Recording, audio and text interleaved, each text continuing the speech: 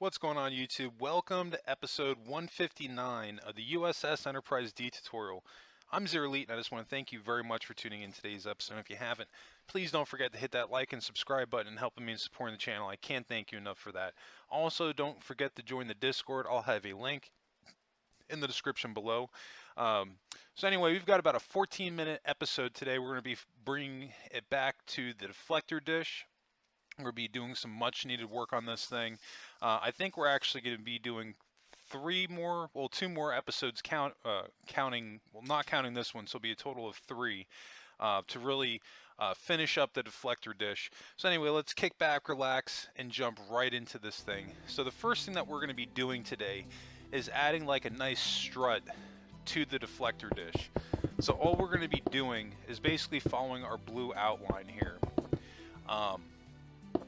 Now, I got this idea, believe it or not, from looking at my interiors of my Constitution class. And somebody might say that's a cop-out, but to be honest with you, I wasn't quite sure what else to do with the deflector control room and the deflector dish itself on the interior. I looked at blueprints online, and it didn't really help me all that much. So to be honest with you, I just decided to wing it. I actually had somebody ask me in the Discord the other day, like, hey, what do you do for areas that they don't show on the ship? And it's like, to be honest with you, use the best reference material that you can from other ships, and where you can't, just make something up. Or you could even use reference material for real world areas too, like power plants and things like that, just to give you an idea of some things that you can do. You can totally get away with it because they've never showed it on the show, so there's no real canon involved. And anyway, I was looking at the deflector dish on my Constitution class from the Disco era, and I kind of liked the struts that were like going around it because it felt like it had like these interior pillars to hold the frame in place of the ship. And that just kind of made sense to me because I know, like, in a weightless scenario that might not matter, but like if you think about like going to warp and all that stuff, like I'm not like a physicist or anything like that, or pervy in any real science behind it. It just kind of felt like a good idea that, you know, in a couple of areas of the ship, it wouldn't be a bad idea to have these pillar-like things to kind of further give the impression of some internal structuring that would help to hold the ship together. It just kind of made a lot of sense. So that's really what we're going to be starting with. We'll be pretty much getting that part done today, and then we'll be moving on into kind of fleshing out the rest of this area. Because we're not done. We've actually got some stuff to do, which will be pretty cool. Let's move that out of the way. Make a slight adjustment there. And then we're going to move this part over. Because you see what's messing me up is it's not going at a good angle. So that's why I'm kind of changing this up on the sides a little bit. On the two side corners here. And also so that we can have another row of the dark gray going in and down with the cut. Yeah, you know, I'm still very disappointed that we're not going to be able to 100% finish off the Enterprise D because I lost the save file. But, you know, we're going up to episode 192. So, I mean, there's still some content left in this tutorial that I haven't filmed yet. So, I mean, you know, we've got 32 more episodes to go, which seems like a lot, but it's really not that much. There'll be a lot of cool areas that we will be fleshing out on the remainder of what I have pre-recorded on the Enterprise D. And then once that's finished, I'll start doing videos on Voyager, which will be really cool because that's the ship that won out in the poll. I still haven't started Voyager yet. I feel like I've got just a little bit of time. Actually, not really that much time, especially since I've only got 32 episodes left. I'm pretty much at the point where I'm at like the 2-week mark that I'm going to have to start Voyager within the next 2 weeks just to make sure that I have enough recorded content that there's either no interruption between Enterprise D and Voyager, or there's almost to no interruption between the two. That's my goal right now, but you know, I'm being honest, I haven't started Voyager just yet. You know, because you got to think too, like I spent a year and a half working on the Enterprise D. not non-stop, but pretty consistently.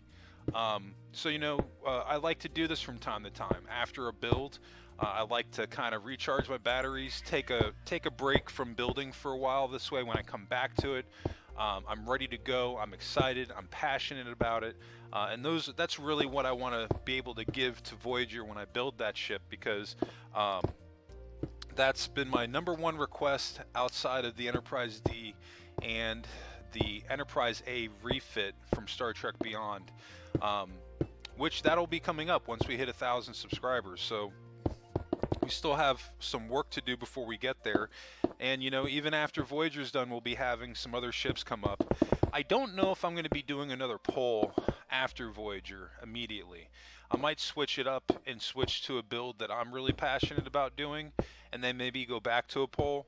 We'll see. We'll kind of see how it goes. Anyway, now you can see, getting back in just a little bit what we got going on here. We're going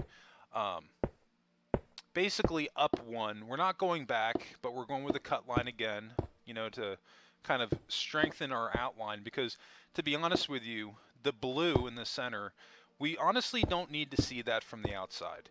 This is just the leftover building parts from when we were working on the exterior of the deflector dish. If we really wanted to, we could go back and delete it, the leftovers, but to be honest with you, at this point with what we're going to be doing, it's just easier to cover it up. So that's what I've decided to do, is just to cover it up, and that we're basically making this nice strut reinforcement that's going to be going around the inner middle part of the deflector dish, so it looks like it has this nice solid piece just holding it in place. I definitely like where that's going. What we're gonna need to start thinking about once we get this main strut done is getting in a little bit more color with the middle to back portion of the deflector dish, this middle gray area here to the right. I think what we can maybe do is like add in some purple. That might work out pretty well.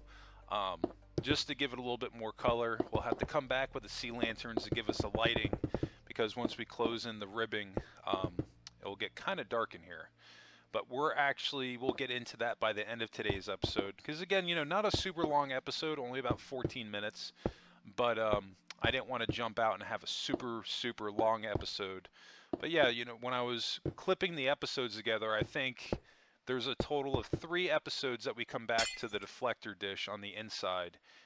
But the good news about it is that when we're done with it, this time we'll be fully done with it, and we won't be circling back, and we can kind of hit up some of the other areas of the ship that we still have to finish up. And then once that's done, we'll be moving on to the next one. Now,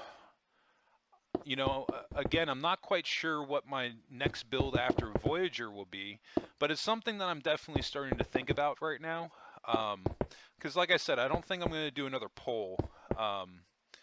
At least not, I mean, put it this way, I am going to do another poll. I'm just not going to do one immediately following Voyager. I'm going to do some type of passion project. To be honest with you, I want to do a new ship. So I was looking, and I've kind of talked about this on my Discord in the past with some people. I posted some screenshots when I found them, but Picard Season 2 delivered on one thing, and that was giving us a variety of new ships, which was pretty cool. And they did kind of remakes of a couple of older classes. They did a TNG version of the Excelsior class, and that ship actually looks pretty cool. So we may end up actually doing that as the next build. Because, also bear in mind, I kind of want to, for my next couple of builds, I want to hang out in the TNG area and do some ships from this period, because most of the ships, well, all the ships I've done prior to this were from Kirk's era. So I kind of want to, touch into that. I might actually do like some other alien races from Star Trek 2. That could maybe be a lot of fun. I've had some people request that in the past. But we'll kind of play it by ear and see where we're going to fall on that. But yeah, we definitely have a little bit of stuff left on the Enterprise D, that's for sure. I think 100% when I come back to the next build, we'll be starting on a fresh map. Well, we will be starting on a fresh map. Either way I go, but at this point I'm kind of inclined that I'm going to start building on PC, but with the same ideals that I go by now, that, you know, I build everything without using mods. But, you know, again, the more I start building on PC, there might come a time where I might do a build with mods. We'll see. I'm not planning it right now, but I think it'll just be a little bit better because doing it this way, I can make multiple backups of my save world, so I won't have to go through what I just went through a couple weeks ago again. And also, if I ever decide that I want to share my builds with people, I can actually do that. So that's kind of where I'm leaning at. I'm just kind of letting that sit to see if 100% that's what I want to do. But I think I've just about made up my mind on that building on PC is what I'm going to do going forward. Because as far as recording and everything I do, that's not going to change. It'll still be exactly the same. So I can definitely do it. Alright, now that we've got our outline done here, you can see what we're going for. We built this nice strut that's going around the deflector dish.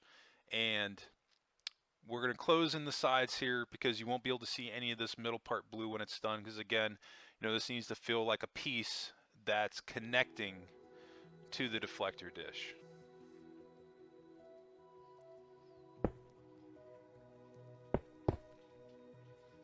We're going to bring that strut down just a little bit. We need to add some struts on the left and right side though. That's definitely something we need to... Oh, we actually already did that. We're good.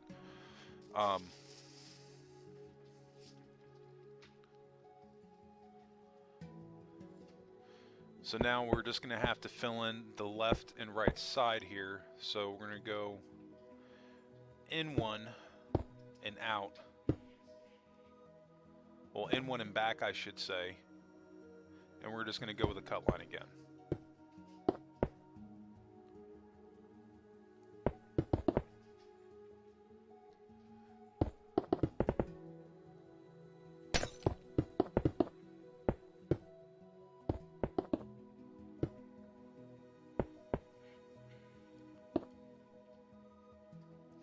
It's definitely important here to take your time, make sure that you're going with your cut line, because, you know, again, you know, still mistakes can happen, but the best thing to do to avoid that from happening is just to go back and double check your work and compare what you did from the right side to the left side, and that'll help you figure that out.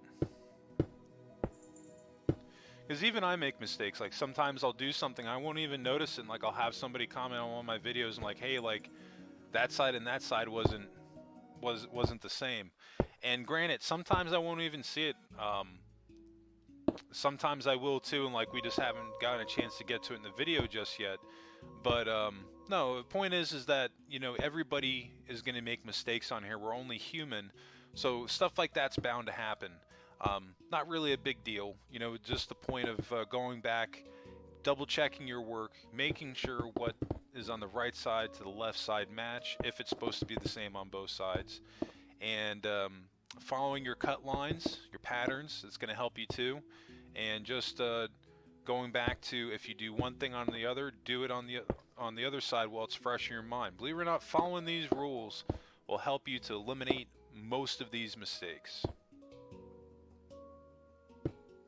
Something I always like talking about, even though some people, I probably watch all my videos back to back, probably get tired of it after a while, but you know, not everybody's going to watch every single minute of my videos, so this is kind of one of the reasons why I like to go back to it every once in a while, just in case somebody hasn't heard something like that yet, because it's definitely helped me in so many ways in getting these ships to come out the way that they do.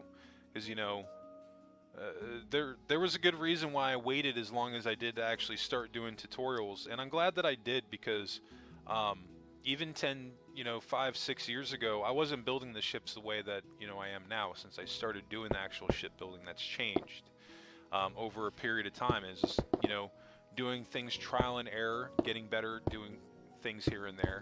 But, you know, again, you know, what I'm doing isn't set in stone. This is just stuff that I've done that's helped me to do it. So, you know, at the end of the day, you know, think of your own tips and things that you can do to help you based on how you build, to be more accurate and to be a little bit of a better builder, things like that. I think it's definitely helpful. Anyway, now we're moving on to the last section of our episode, or last portion of our episode. We're going to be filling in the ribbing in the center here with this purple concrete to add in some color. Now, bear in mind when we fill all this in, it's going to make it very dark in here. We also want to make sure that we're doing this all the way around. So I don't think I did the very bottom row here. But yeah, going all the way around each of these cuts, we're just going to be adding that purple. And I think that'll be a nice color in here. It'll give it just a little bit of pop to bring this area out a little bit more. And then from there, we'll be moving on to the next part of the build, which will be adding in some more interior stuff. But anyway, I think that's going to wrap us up today. I just want to thank you all again for tuning in today's episode. And if you haven't, please don't forget to hit that like and subscribe button, helping me in supporting the channel. I can't thank you enough for that. And new subscribers, don't forget to hit notifications on so you get notified when those new videos drop.